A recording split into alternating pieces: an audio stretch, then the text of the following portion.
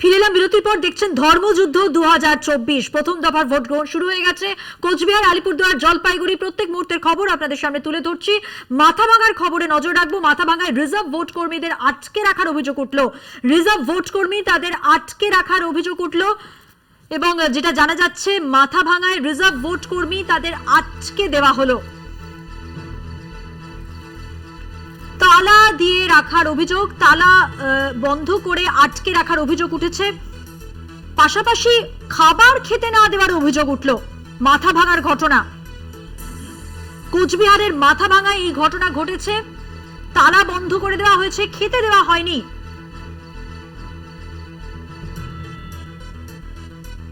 Reserve vote কর্মী যারা, তাদেরকে তালা বন্ধ করে দেওয়া হলো, খেতে দেওয়া হলো না। কি কারণ, কেন এই অভিযোগ উঠলো জানবো। আমাদের সঙ্গে টেলিফোন লাইনে রয়েছেন আমাদের প্রতিনিধি রবিউল হোসেন। রবিউল, যে অভিযোগ উঠছে মারাত্মক অভিযোগ, তালা বন্ধ করে দেওয়া হয়েছে, খেতে দেওয়া হয়নি রিজার্ভ ভোট কর্মীদের, কেন? দেখো মধুমন্তী, একেবারেই যখন বেলা প্রায় একটা বাজতে চলছে, ঠিক সেই সময় একদিকে যেমন তৃণমূল বিজেপি সংঘর্ষে উত্তপ্ত হয়ে উঠছে কোচবিহার জেলা, ঠিক অপরদিকে যারা ভোট করাচ্ছেন অর্থাৎ যে ভোট কর্মীরা, সেই ভোট কর্মীদেরও অভিযোগ কিন্তু এবার সরাসরি এসে পড়লো কমিশনের উপর।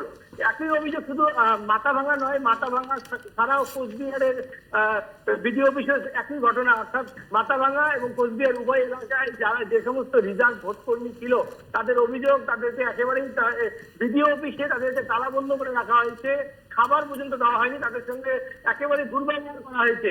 কোচবিহার বিডিও অফিসে আটকরত এক ভোট কর্মী জানান যে তাদের এক কর্মী, সে উচ্চ রক্তচাপের রোগী, তাকে পর্যাপ্ত ওষুধ পর্যন্ত দেওয়া হয়নি এবং এই সমস্ত অভিযোগ যখন তারা জানাতে গিয়েছে সেই সময় তাদের সঙ্গে একেবারে বাজে ব্যবহার করা হয়েছে এবং ভোট কর্মীদের এইরকম আচরণে এই অভিযোগে কিন্তু কার্যত একেবারেই কমিশনের দিকে তারা আঙুল তুলছেন যে পর্যাপ্ত যে খাবার টিফিন যে আছে সেই টিফিন কিন্তু তাদেরকে সরবরাহ করা হয়নি এবং নির্দিষ্ট দপ্তরকে এই বিষয়ে জানিয়েও কিন্তু কোনো রকম তারা সুযোগ পাননি।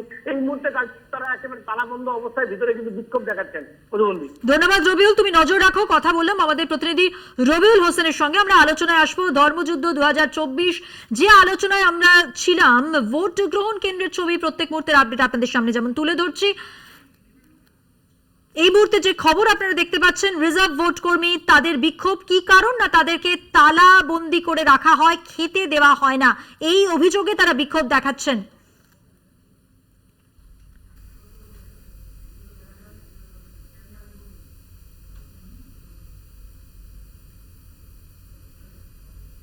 বিক্ষোভরত রিজার্ভ ভোট কর্মী তাদের অভিযোগ আপনাদের সামনে তুলে ধরলাম।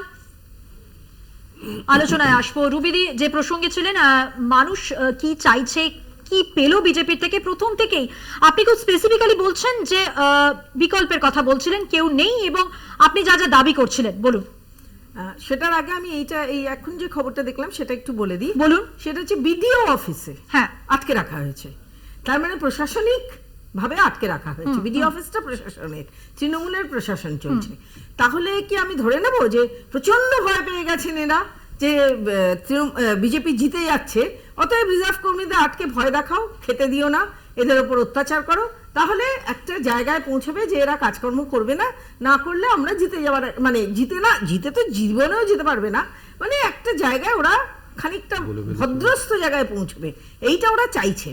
আর যে কথাটা আমি বারবার বলছিলাম যে উন্নয়ন, কিন্তু আপনার রুবিদি এই প্রেক্ষিতে যে কথা বললেন, প্রদীপ্ত বাবু কি বলবেন?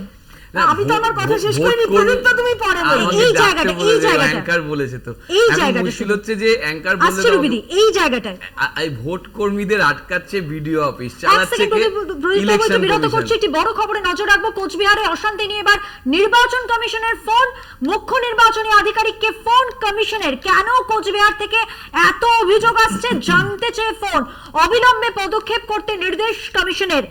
জানিয়ে রাখি, এখনো পর্যন্ত 172টি অভিযোগ জমা পড়েছে শুধুমাত্র কোচবিহারে। মুখ্য নির্বাচনী আধিকারিককে ফোন কমিশনের। 100% বুথে ওয়েবকাস্টিং, তাও কেন এত অশান্তি, কেন এত অশান্তি, এই প্রশ্ন নিয়েই কিন্তু এই ফোন। অবিলম্বে পদক্ষেপ করতেও নির্দেশ দেওয়া হয়েছে।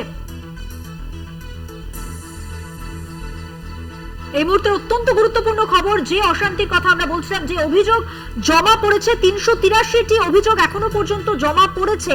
একটু আগে আমাদের প্রতিনিধি জানাচ্ছিলেন সেখানে কোচবিহারের সব থেকে বেশি 172, আলিপুরদুয়ার সেখানে 135। আর এই মুহূর্তে যে খবর আসছে কোচবিহারের এই যে অশান্তির খবর, এই যে অভিযোগের খবর, এই নিয়ে নির্বাচন কমিশনের ফোন, মুখ্য নির্বাচনী আধিকারিককে ফোন কমিশনের। কেন কোচবিহার থেকে এত অভিযোগ জানতেছে এই ফোন, অবিলম্বে পদক্ষেপের নির্দেশ।